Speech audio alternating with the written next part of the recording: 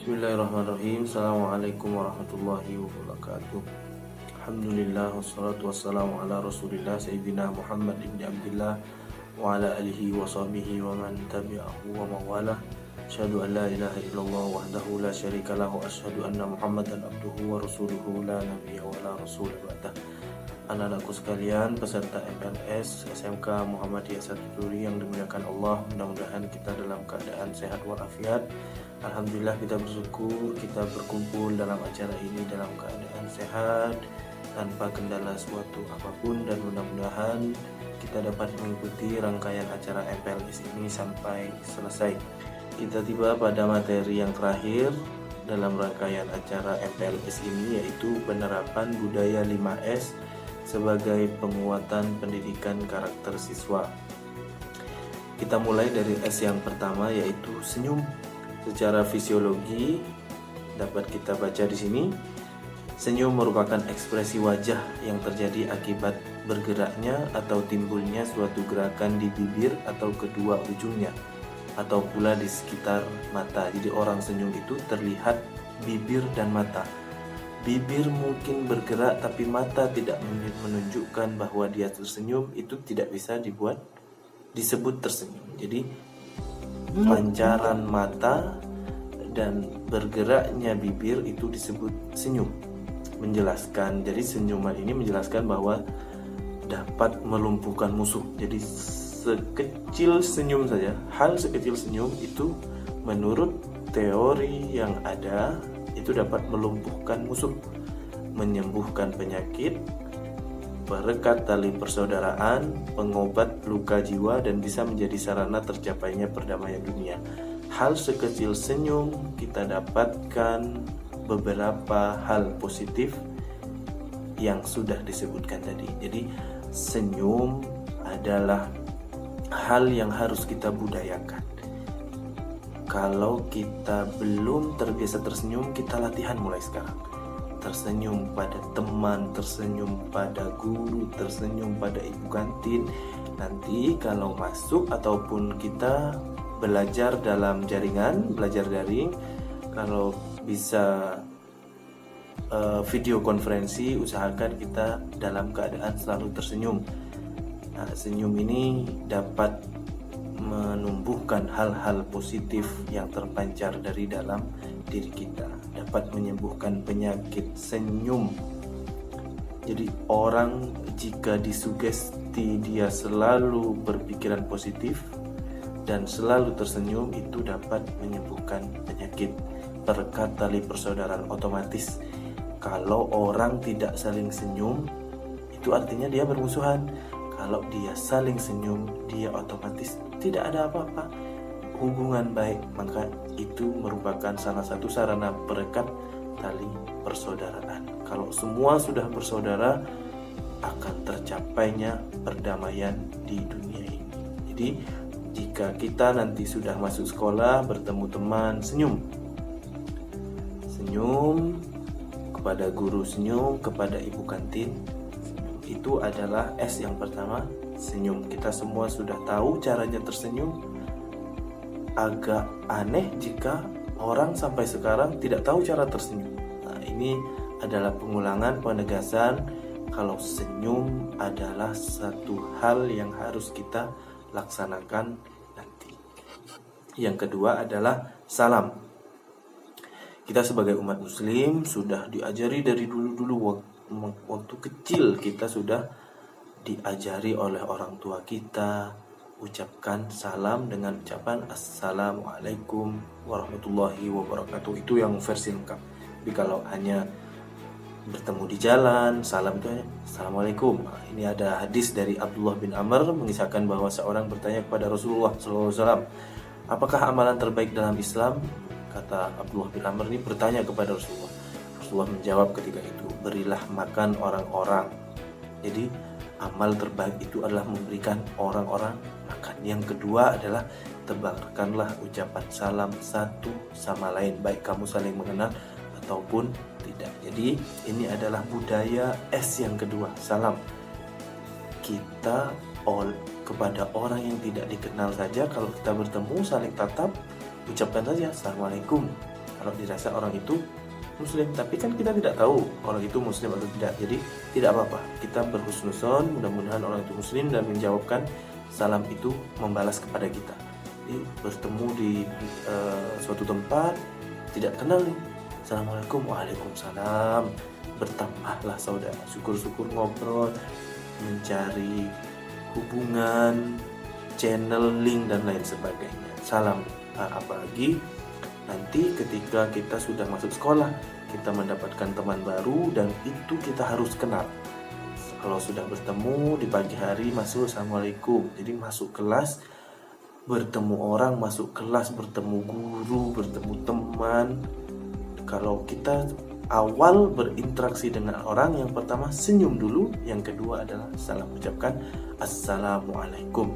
Syukur-syukur menjabat tangan, tapi karena kita dalam keadaan pandemi tidak bisa sembarang berjabat tangan, tidak usah dulu, cukup gerakkan tangan seperti ini, ucapkan assalamualaikum, waalaikumsalam. Orang itu pasti menjawab, karena orang yang menjawab salam adalah orang yang dia memuliakan orang yang memberikan salam. Menjawab salam itu adalah mulia. Jadi ini adalah S yang kedua, karakter yang kedua, kita harus membudayakan salam. Assalamualaikum, senyum, assalamualaikum. Jadi seperti itu S yang kedua. Dalam Islam salam ini merupakan ibadah, mendapatkan pahala. Assalamualaikum artinya semoga keselamatan menyertai kamu. Jadi dengan salam kita sudah mendoakan orang lain. Dengan menjawab salam kita sudah saling mendoakan. Jadi seperti itu, mengucapkan dan menebarkan salam termasuk amal yang soleh. Yang ketiga kita sampai pada S yang ketiga, yaitu sapa. Menyapa identik dengan menegur. Menyapa bisa berarti mengajak seseorang untuk bercakap-cakap. Tegur sapa bisa memudahkan siapa saja untuk bergaul akrab, saling kontak dan berinteraksi. Jadi yang pertama senyum, yang kedua salam, yang ketiga sapa. Kalau sudah tersenyum, kalau sudah mengucapkan salam, kalau kita tidak sedang berburu-buru atau tidak dalam perjalanan, ketika kita duduk disapa. Assalamualaikum, tersenyum, berjabat tangan. Kalau sudah pandemi ini hilang, salam, disapa. Assalamualaikum, gimana kabarnya, sehat? Jadi bertegur sapa itu dapat memudahkan siapa saja untuk bergaul akrab. Karena di dunia ini kita tidak bisa hidup sendiri, kita harus membangun interaksi antara orang satu dengan orang yang lain. Jadi sapa ini saling kontak, berinteraksi. Gimana kabarnya, sehat? Gimana kemarin? Hari ini apa yang akan kamu kerjakan? Oh, hari ini kita belajar apa ya? Sapaan-sapaan seperti itu, sapaan ringan, mudah-mudahan menjadikan kita sebagai siswa dengan berkarakter tinggi, mudah untuk berinteraksi. Jadi sapa ini sangat menentukan kita. Tidak selamanya berdiam diri. Kita meskipun seandainya pendiam, kita berusaha, karena sapa ini tidak ada salah, menyapa itu tidak ada salah. Bagaimana kabarnya, sehat?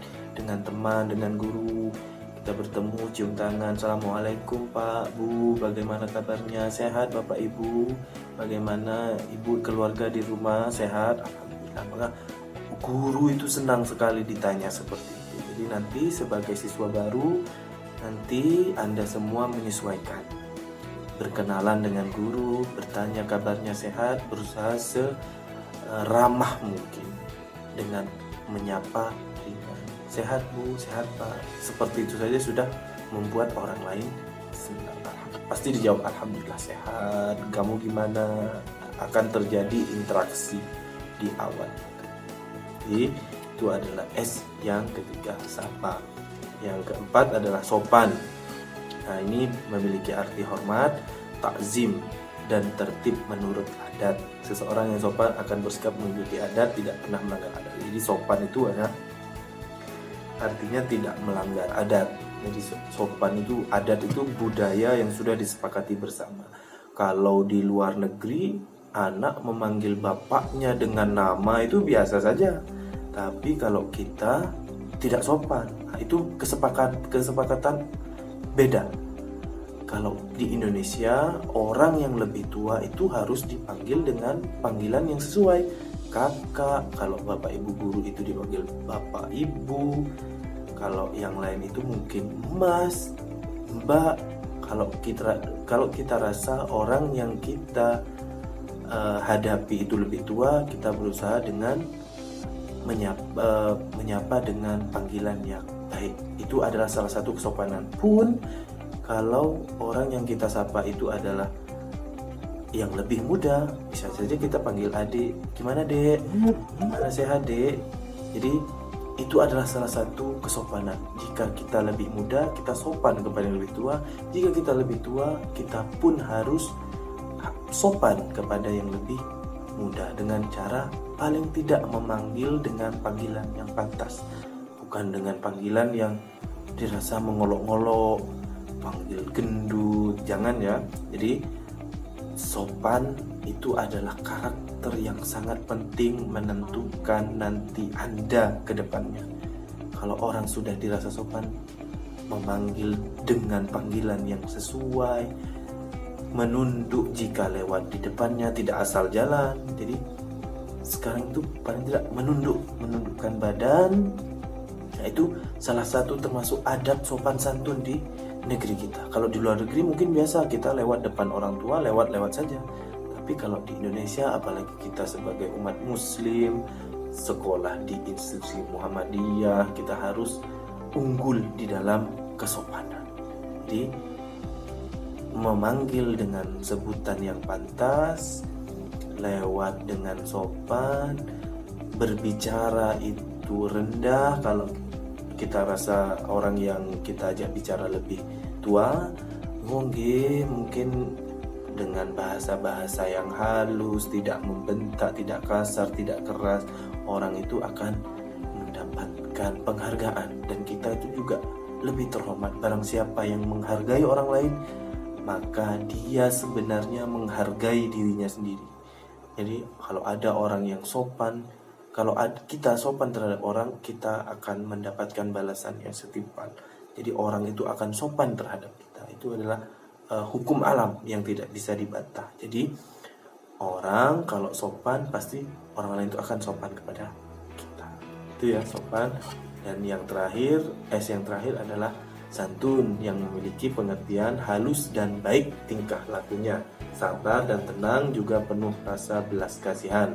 Seseorang yang bersikap santun akan mementingkan kepentingan orang lain daripada kepentingan diri sendiri. Jadi halus, baik tingkah lakunya itu namanya santun. Kalau sopan itu dia tidak melanggar sesuatu yang sudah ditetapkan. Tapi kalau santun, dia artinya halus dan baik tingkah lakunya. Jadi tingkah laku itu disebutnya santun.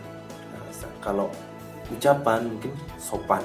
Jadi sopan santun antara perkataan dan perbuatan itu harus sinkron. Sabar dan tenang, sabar penuh dengan rasa belas kasihan.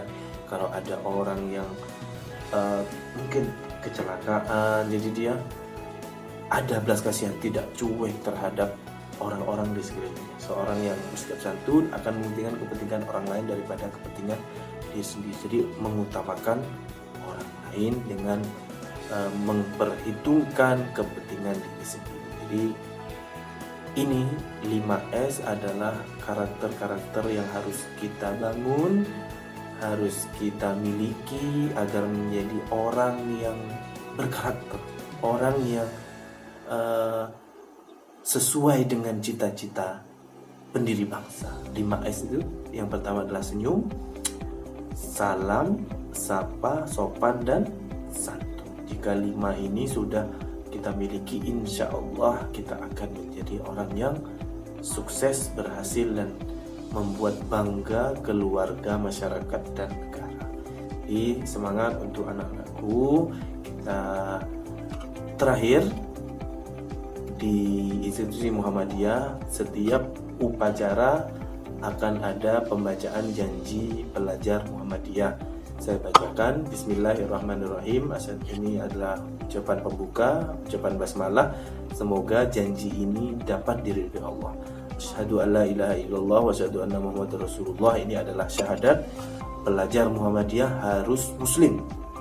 Dia harus bersaksi bahwa dia benar-benar Islam dengan mengucapkan syahadat. Raditu billahi rabba. Aku ridho Allah sebagai Tuhanku. Wabil islami dina. Islam sebagai agamaku. Wabi Muhammadin nabiyyaw wa rasulah. Dan Nabi Muhammad adalah nabi dan rasul. Jadi ada persaksian di awal. Jika dia sekolah di institusi Muhammadiyah, dia harus berislam, berpegang teguh pada ajaran agama. Nah, selanjutnya kami pelajar Muhammadiyah berjanji, ini adalah ikrarnya.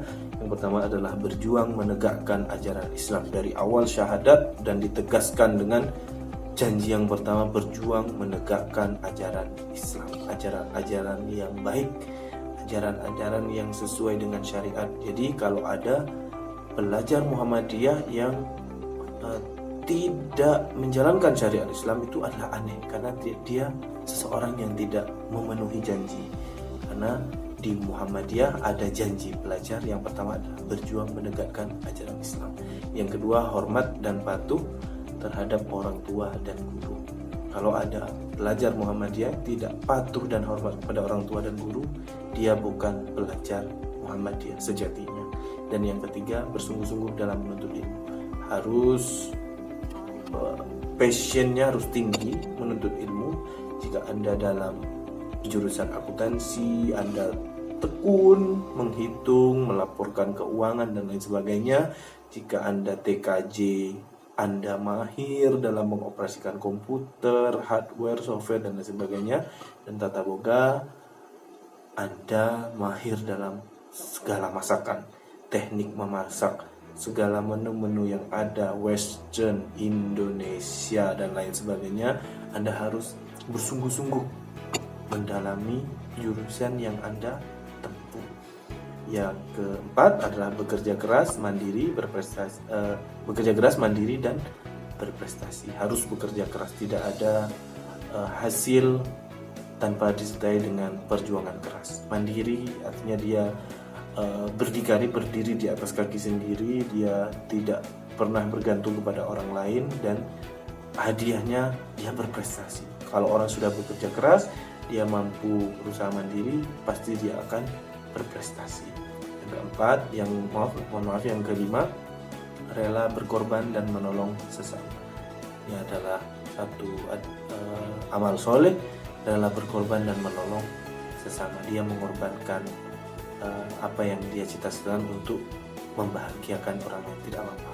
Jadi amal soleh yang harus kita laksanakan adalah rela berkorban dan menolong sesama. Dan yang terakhir, siap menjadi kader Muhammadiyah dan bangsa. Setelah lulus, Anda mungkin tidak sekolah di institusi Muhammadiyah lagi, tapi Anda tetap berpegang teguh pada ideologi Muhammadiyah dan siap menjadikan bangsa ini maju serta sesuai dengan cita-cita Muhammadiyah dan bangsa. Mungkin itu saja materi yang dapat kami sampaikan. Mudah-mudahan MPLS ini dapat bermanfaat dan menjadikan Anda semua orang-orang yang sukses. Begitu, silahkan jika ada pertanyaan mungkin bisa komen di kolom komentar di bawah. Silahkan kalau ada pertanyaan. Kami ucapkan terima kasih. Serangkaian acara MPLS ini kami tutup dengan materi kami. Mudah-mudahan materi ini dapat bermanfaat. Sekian dari saya. Assalamualaikum warahmatullahi wabarakatuh.